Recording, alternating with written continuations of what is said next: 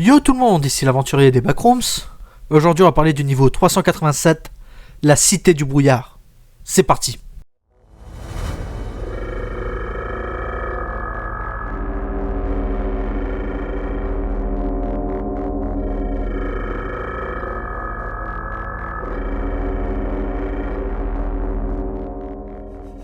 Le niveau 387 est un niveau apparemment petit et sombre, avec un immeuble d'habitation en béton, une petite route et une forêt lugubre. Le niveau a une surface traversable de seulement 30 000 mètres carrés. Et toute tentative de voyager au-delà de cette surface a eu des conséquences malheureuses. Le niveau est bloqué au matin éternel, et ne suit donc pas le cycle jour-nuit. Le climat du niveau est relativement vif, avec une température constante de 6 degrés. La frontière de cette région est constituée de lourds murs de brouillard qui entourent le périmètre. Les vagabonds qui pénètrent dans le brouillard semblent disparaître pour ne plus jamais revenir. La raison de la disparition de ceux qui entrent en contact avec le brouillard est aujourd'hui inconnue, mais la rumeur veut que les vagabonds atteignent un autre niveau. Le conseil d'élite des éclaireurs du brouillard ne s'intéresse pas à ce genre de rumeurs qui perdent de leur popularité peu de temps après. Toute disparition au niveau 387, non, pour une raison ou une autre, jamais été constatée, mais les éclaireurs du brouillard peuvent assurer à tous les sceptiques qu'il n'y a pas d'acte criminel et qu'il ne s'agisse que de brouillard. L'appartement est un immeuble de 18 étages, similaire à ceux des front rooms, abritant à la fois les habitants du niveau 387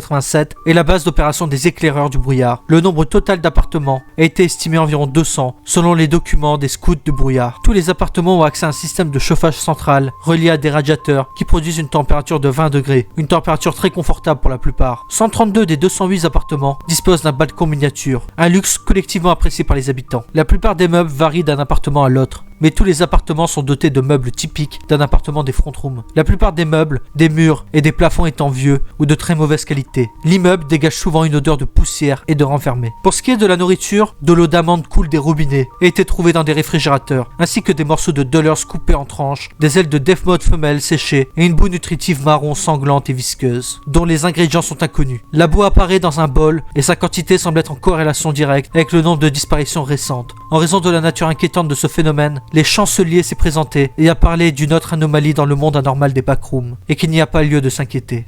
Les habitants de ce niveau ont fini par accepter ces aliments comme des mets délicats, et les réfrigérateurs sont réapprovisionnés chaque semaine. L'abondance de matériel et l'espace de vie confortable ont attiré de nombreux vagabonds qui habitent dans ce niveau. En fait, une citation célèbre du chancelier a commencé à se répandre dans d'autres niveaux et parmi les vagabonds. Cette citation se lit comme « Le niveau 387 est le rêve du vagabond. C'est un refuge glorieux, avec de l'eau d'amande infinie, un abri chaud, aucune entité et surtout un sentiment d'appartenance. » Le sous-sol est construit en béton pur et c'est un endroit souvent utilisé par les vagabonds pour se rencontrer. C'est probablement en raison des meubles indésirables qui ont été déposés et de la faible lumière d'une ampoule suspendue que de nombreux vagabonds décrivent le sous-sol comme sinistrement douillet. Seule la moitié du sous-sol est accessible à tous et seuls les membres les plus hauts placés dans la hiérarchie des scouts sont autorisés à pénétrer dans l'autre moitié. Des vagabonds ont rapporté avoir entendu des bruits de liquide contre le béton et le bruit de quelque chose de mou et de juteux provenant de la partie inaccessible du sous-sol. Malheureusement, aucun document officiel ni aucune preuve n'ont été apportés à ce sujet. L'étage du hall d'entrée.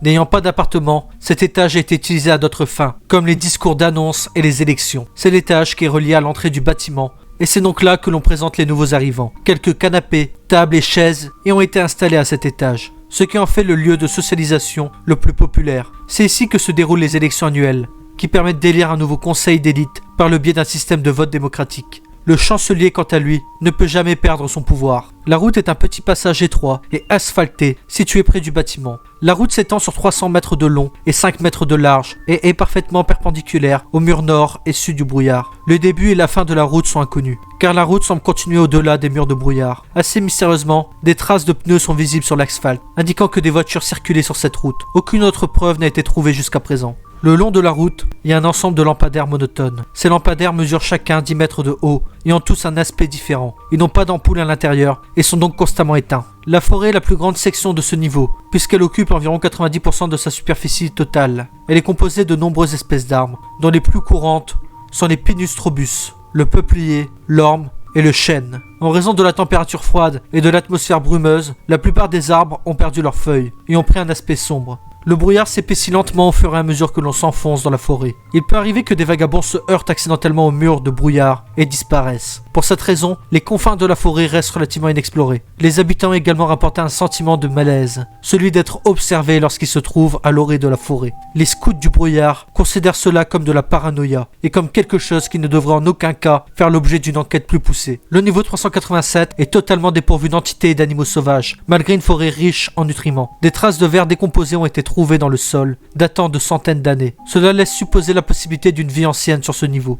Les scouts du brouillard sont la seule communauté qui habite le niveau 387. La communauté est estimée à environ 500 personnes. Ils sont surtout présents dans l'immeuble d'habitation, mais ils passent aussi du temps à se détendre dans la forêt du niveau 387. Ils sont très amicaux et offrent une abondance de ressources et d'abris. Si un vagabond accepte la citoyenneté, dans le cas contraire, ils seront contraints de partir. Les scouts du brouillard se sont fortement développés en tant que communauté, adoptant un drapeau, un système de loi et un gouvernement fonctionnel. Si un vagabond enfreint une loi, sa punition est d'être banni dans les murs du brouillard. Les scouts du brouillard ont une hiérarchie détaillée qui influence le degré d'autorité d'un citoyen. La hiérarchie des scouts du brouillard sont composées de 4 rangs. Les rangs de la hiérarchie déterminent les privilèges, la juridiction et l'accès à l'information du vagabond. Le chancelier est Tadeusz Kazan, également surnommé le Père. Il est fondateur des scouts du brouillard et ne peut être exclu du conseil d'élite. Il a découvert le niveau 387 en mai 2020 et y vit depuis. Étant au sommet de la hiérarchie, il dispose d'une autorité absolue. Il apparaît souvent dans le hall pour faire des annonces ou organiser des événements afin de maintenir la cohésion de la communauté des éclaireurs du brouillard. Le conseil d'élite est composé de 9 personnes.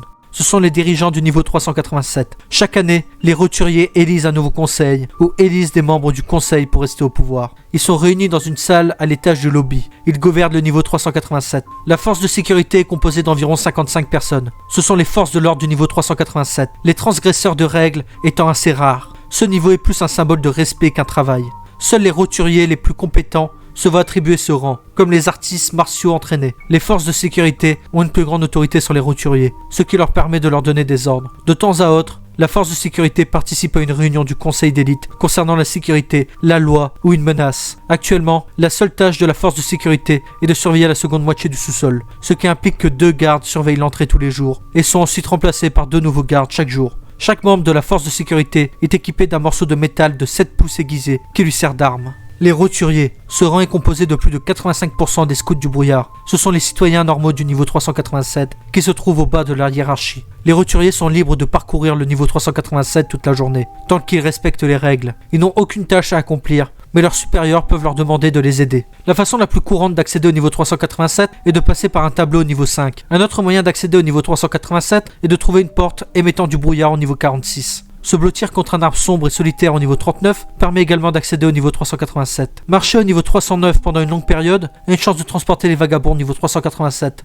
Consommer de la viande pourrie au niveau 150 a une chance d'envoyer quelqu'un dans les sous-sols du niveau 387.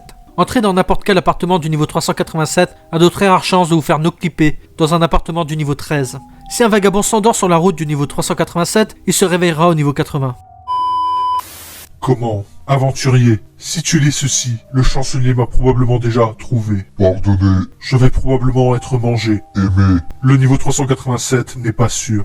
Tu pensais vraiment que c'était un refuge, aventurier? Ne lui fais pas confiance. Nous nous nourrissons les uns des autres. de nourriture, Le sous-sol est un vrai abattoir. un paradis, Le niveau 387 était si beau. Jusqu'à ce qu'il vienne et apporte le brouillard. la paix, Tout est